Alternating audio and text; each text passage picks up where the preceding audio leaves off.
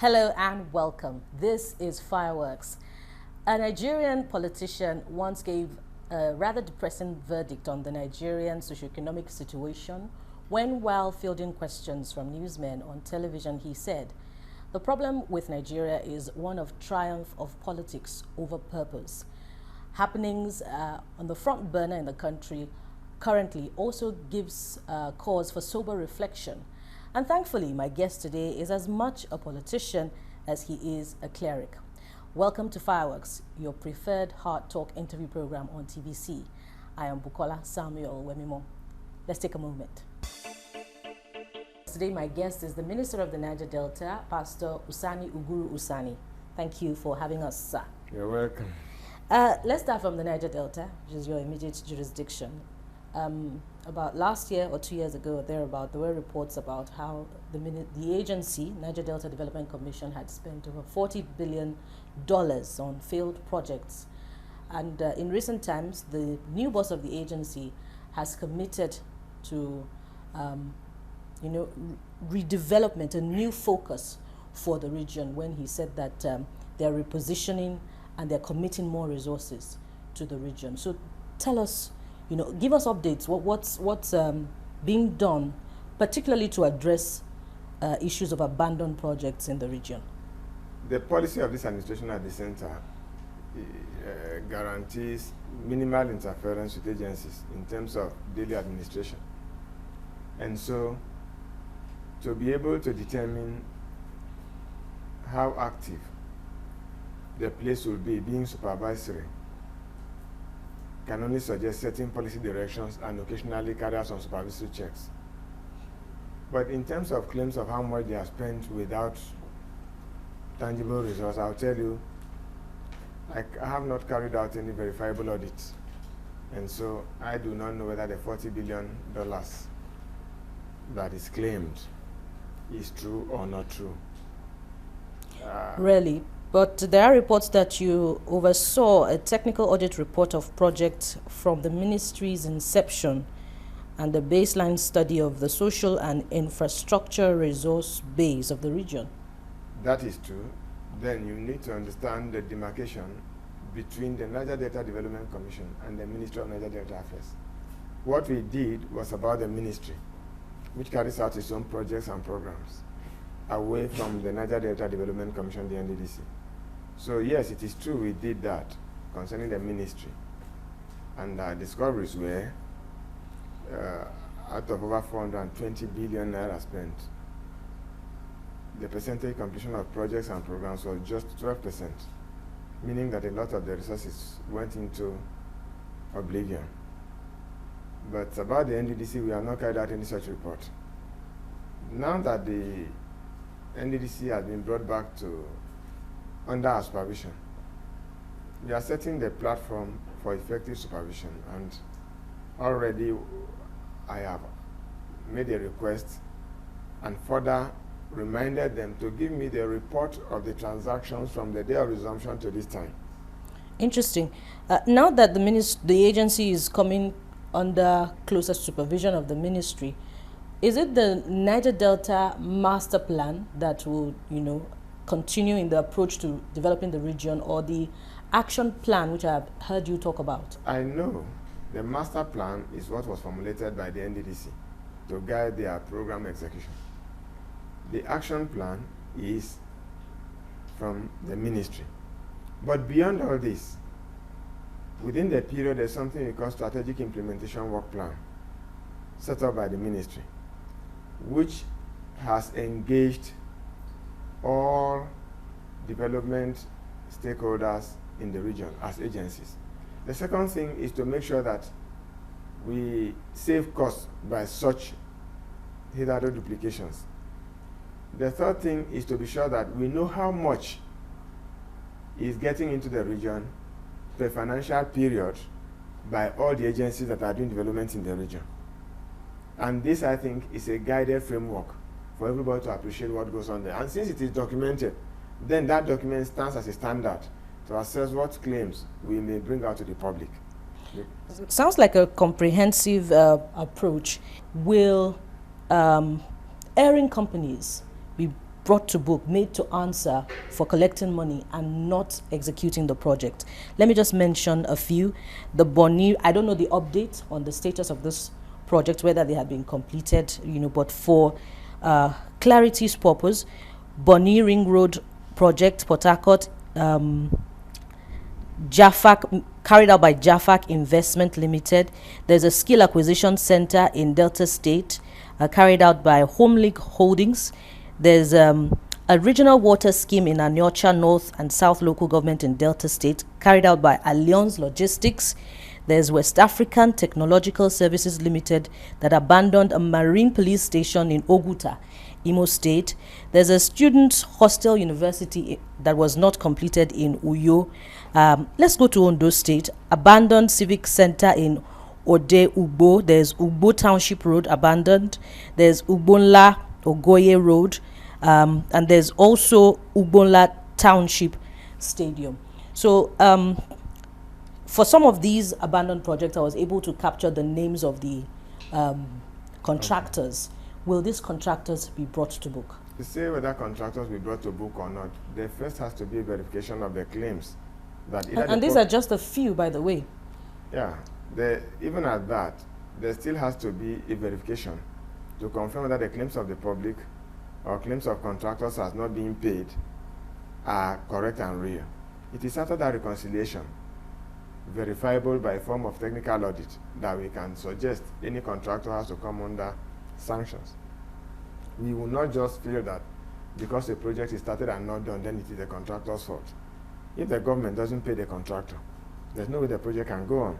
So will $40 billion, even though spent over a period of 10 years, go to waste just like that? I haven't said so. You have to determine how it is spent. If one man puts the money in his pocket and doesn't give the contractor, what do you expect the contractor to do? In dealing with public affairs, you must be objective enough to be sure that nobody suffers innocently. So will erring public officials also be brought to book? We haven't done any claim to verify. Why? Have you called, as Niger Delta Minister, called for such verification exercises? Looked at a review of past officials who had been assigned to what project over a period of 10 years, and I understand that the projects are in the realm of about between 10 and 11,000. Again, these are all claims by the public, by the contractors, by viewers, by pressure groups. Until they are verified, you should understand that government as an institution must not base their opinions on speculations. That is why there has to be an authentic form of determining what we hear. And until that is done, we cannot say who is guilty, who is not guilty. So are you concerned enough to call for that authentic reform or verification exercise? If I've done it in the ministry, you should know that I am beyond concern.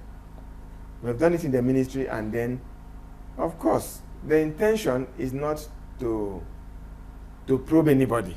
The intention is to be sure that government resources are applied adequately, appropriately. Let's look at a bit of politics. Your purported suspension from the All Progressives Congress, which you have contested to a large extent. The report has it that you were suspended over alleged anti-party activities. Some of the reports suggest that you were hobnobbing with the opposition, with your governor, Ben Ayade, to be precise, and you were deliberately undermining party structures in the state for your selfish interests. Can you explain this, Honorable Minister? Very good. Now, if I have selfish interest, is there any selfless interest in ambition? Is there anybody that has ambition and after winning an election, he hands it over to someone else? Until they are answerable to the public, it is when you take a responsibility. Are you answerable? I want you to understand where I'm going. When I have an interest and you say it is selfish, if I don't own or behold that interest of manning the office, how can I be answerable to the public? So every interest in ambition is selfish. That is what you must establish. So when they take cliches from the streets just to express themselves, those who are rather selfish would be those who have not labored and want to come and reap where they didn't labor. They are those we call selfish because they are just, I call them green pasture politicians. Interesting. Of course, if they say I was hobnobbing with my governor, I don't have a reason to quarrel with my governor for no reason. I'm defending all the governors of the Niger Delta region, whether they have APC or not, because this is what we need for the cooperation of development to take place. Perhaps you were hobnobbing with the governor at election time, you know, and perhaps as a result of Can that, your activities were suspected. From 1999 to 2015, the PDP governors made offers to me, and I said I wouldn't work with that system. Is it now that I'm minister, I'll go to hobnob with him so that what will happen? Crossivarians, forget about the few voices in Abuja who have access to high places, and they form stories. In Cross River State, the Crossivarians know our contents and character.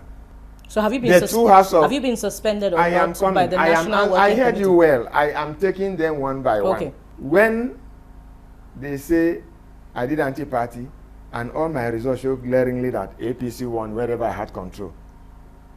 For your information, even the 2 House of Assembly membership seats were won by my party APC.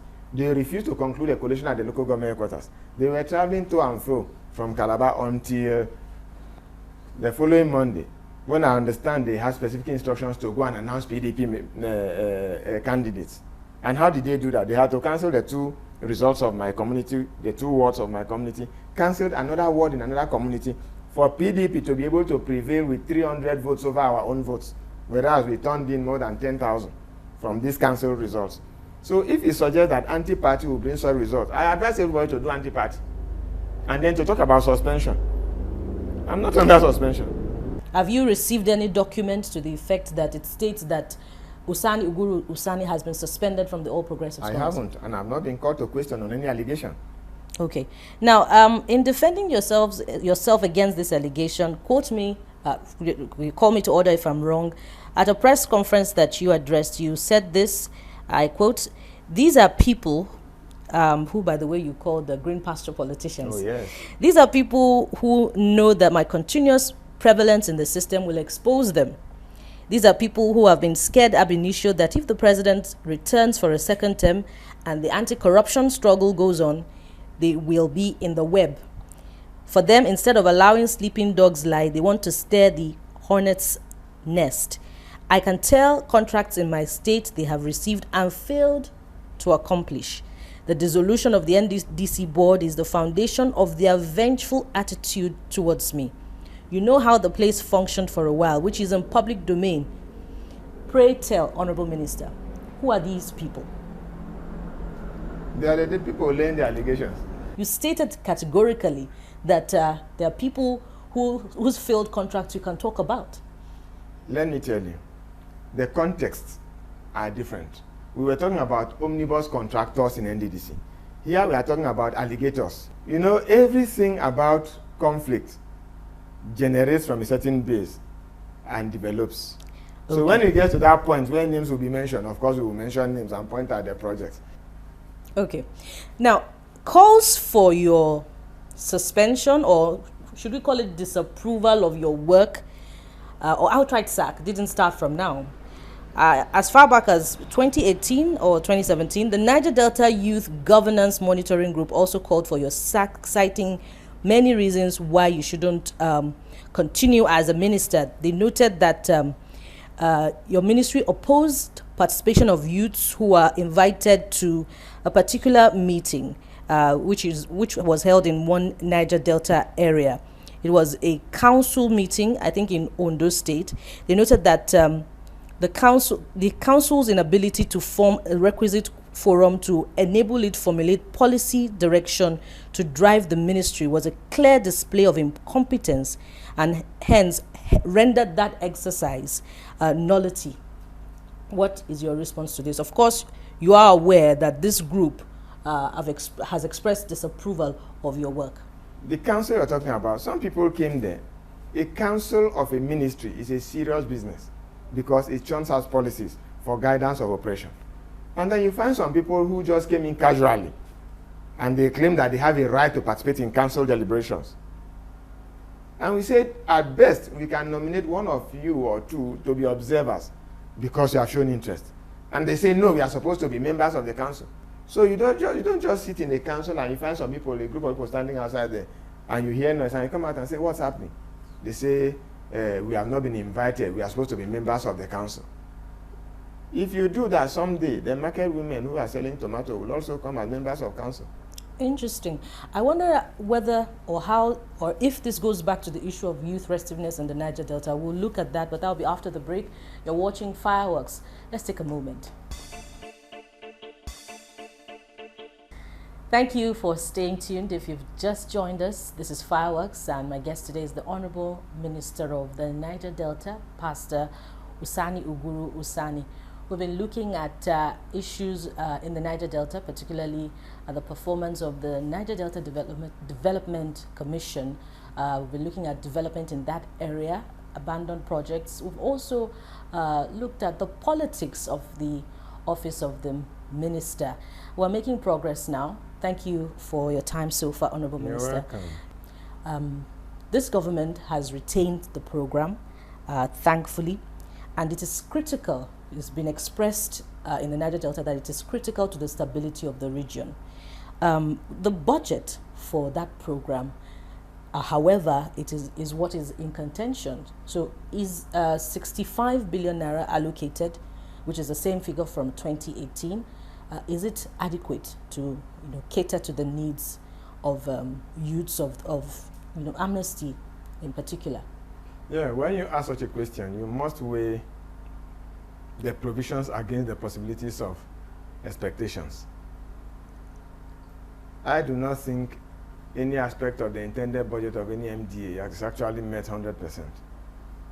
And so I believe that this is the best at any given, at that material time, that the government is able to allocate.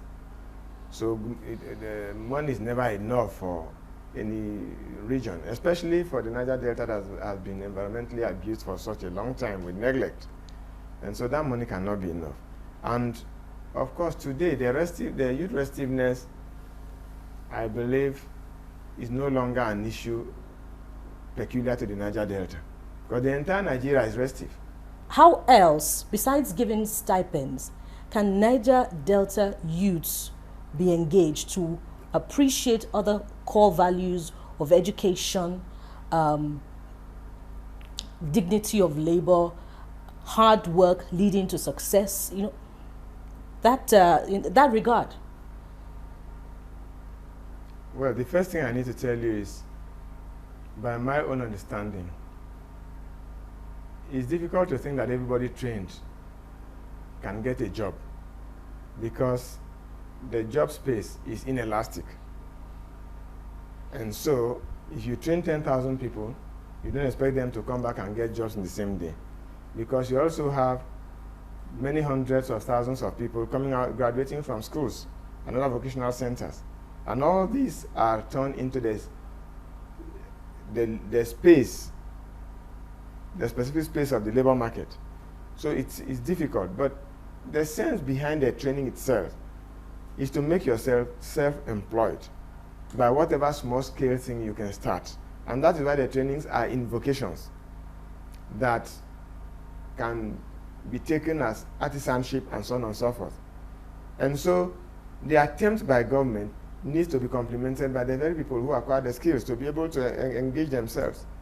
But the issue of giving stipends monthly was meant to be a palliative for a period. But today it has become an entitlement culture. And when the government says we want to stop it so that we exit from the program, they say this government hates people of the Niger Delta. So there's a debacle. So has the program been successful? If you look at it holistically. The formulation of the program was to be giving stipends to people. And since it is continuing, it is being successful. The amnesty program was critical to the government of former President Goodluck Ebele Jonathan. Yaradua started it anyway. Yes, but it was critical. It was given priority under the government of former President Goodluck Jonathan. Now, after that era, when President Buhari was elected, restiveness returned in the Niger Delta that we saw in the form of pipeline vandalism. I want you to listen to my answer. So if the program had been successful, how was it so easy for groups to reconvene, to regroup, and begin to cause mayhem in the system? Good.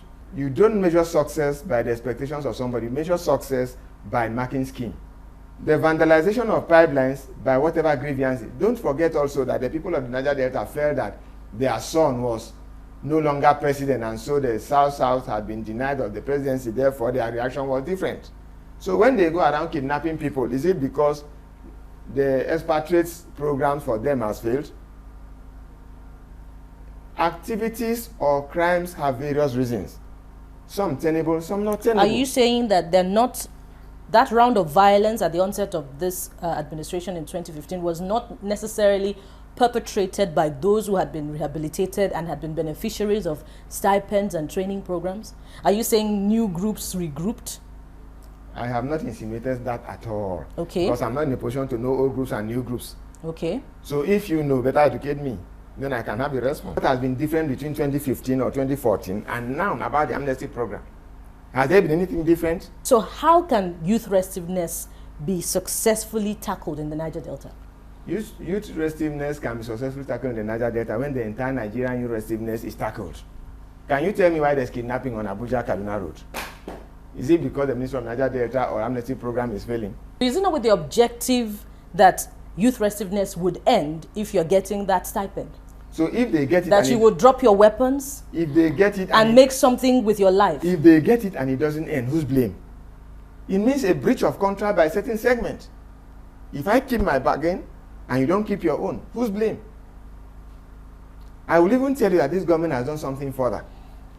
You may not be aware that there is a bill that has been in progress trying to give statute to the amnesty, which is beyond what was intended at the beginning. Okay, let's make progress now. The All Progressives Congress has been returned elected, and there are projections about what President Muhammadu Buhari's cabinet would look like.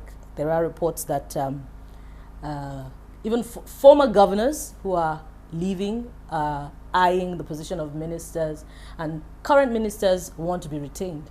So are you one of those ministers who would rather be retained? Are you also jostling to keep your job? The president has worked with this team of people for over 3 years. It will be stupid for anybody to go to him trying to lobby. He should have his own personal assessment of each person. And if he feels that you can work with him, whether you're good or bad, it is his business to make the choice. And there are some who may not even want to continue because of the sacrifice and pressure. So, are you one of those? Who don't want to continue because of the pressure? I am one of those who have believed and trusted in the personality and goodwill and sense of judgment of the president. In the first instance, that's why I took the appointment the other time. It's inconsequential whether you're retained or not. It is quite inconsequential whether a man is retained or not retained. But the important thing is, thank God you have had a time to contribute. Returning to the Niger Delta, not necessarily under your purview, but then again, you are from the Niger Delta. So I wonder how concerned you are about the implementation of the Ogoni cleanup, which elders of the region expressed reservation about. You know that is a derivation of the UNEP report, United Nations Environmental Program.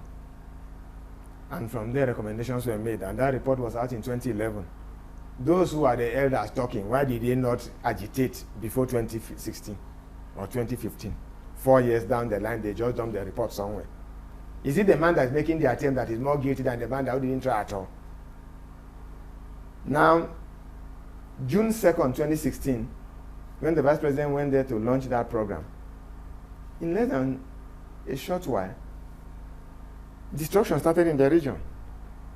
And of course, you won't send expatriates to go and carry out a job where the risk of life or the risk to life is very obvious.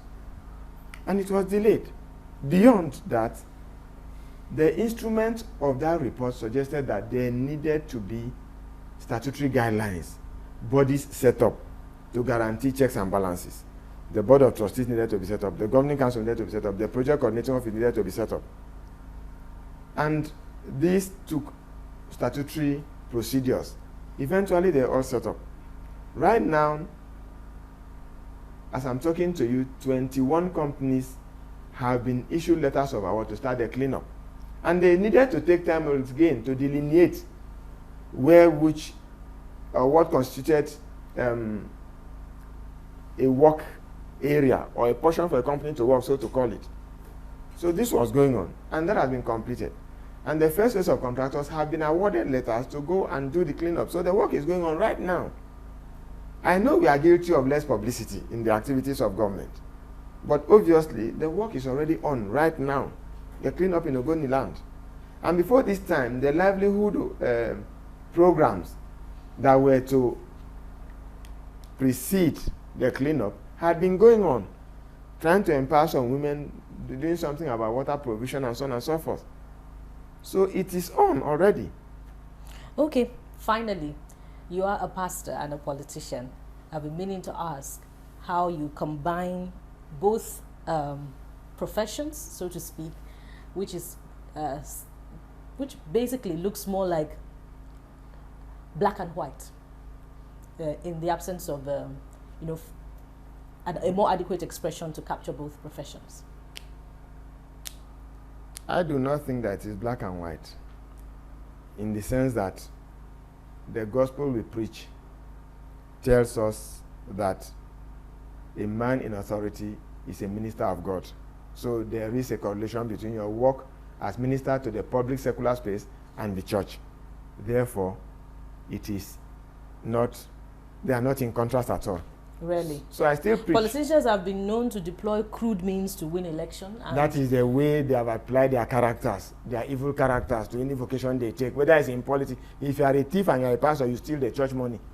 So it's not because they are politicians, it is because they are like that in nature. Haven't you seen people who don't go to church at all, they are still honest? It's a matter of character. So are you an honest politician?